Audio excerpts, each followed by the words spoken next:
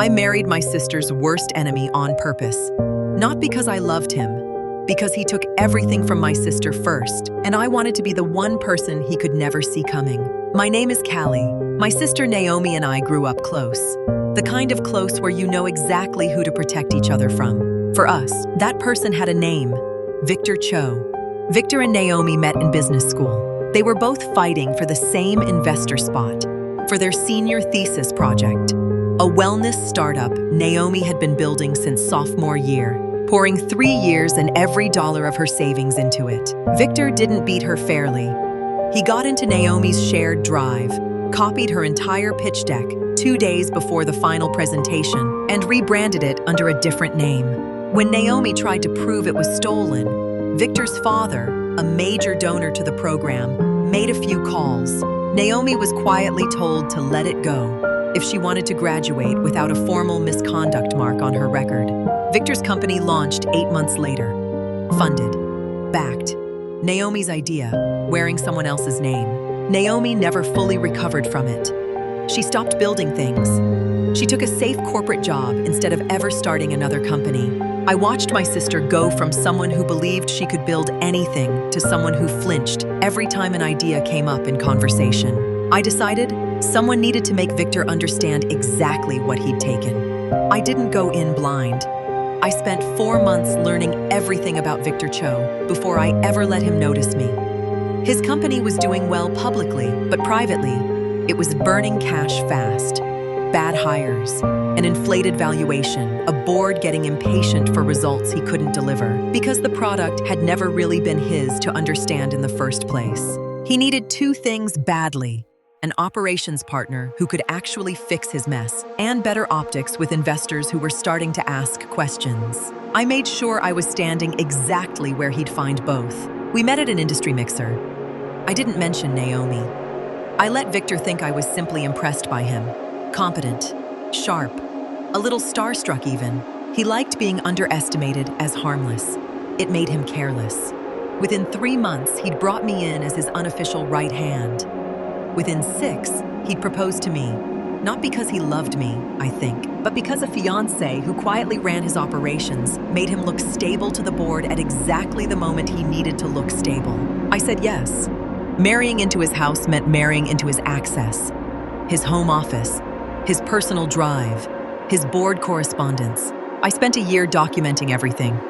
The original theft, time-stamped files that proved Naomi's pitch deck existed a full 2 years before Victor's company was even incorporated. Emails between Victor and his father discussing how to handle the business school situation quietly. It wasn't hard to find. Victor had never believed anyone would look. He'd built his entire empire on the assumption that the person he stole from, and everyone around him, was too small to ever get close enough to touch it. The hardest part wasn't finding the evidence. It was living inside his daily life while I did it. Sitting at dinners with his father, the man who made the calls that silenced my sister. Smiling in board photos next to the company built on stolen work. Being handed praise, a ring, a title, all of it built on a lie. I was the only one who fully understood. There were nights I almost told him the truth just to stop pretending. I didn't. I thought about Naomi instead, how she used to sketch business plans on napkins before any of this happened to her, and how she hadn't done that in over 3 years. I chose the company's Series C funding announcement, the biggest, most public moment of Victor's career, in front of every investor and journalist who mattered, to send the full file, not to Victor, to the board, to the original business school's academic integrity office, whose statute of limitations, it turned out, hadn't fully closed. To 2 investors I knew personally were already nervous about his numbers. I sat in the front row while he gave his keynote speech, 40 minutes before his own board pulled him into an emergency session 2 doors down. By the time he came out, his face had already changed. He knew. He looked straight at me across the room, and I watched the exact moment he understood I hadn't married him by accident. "You did this," he said, quiet enough that only I could hear. "You did this," I said, 3 years ago. "I just made sure it caught up to you in front of everyone who matters." The board voted him out within the week. The investors I'd flagged pulled their term sheets publicly, citing integrity concerns, which made every other investor take a second look at the entire company's origin story.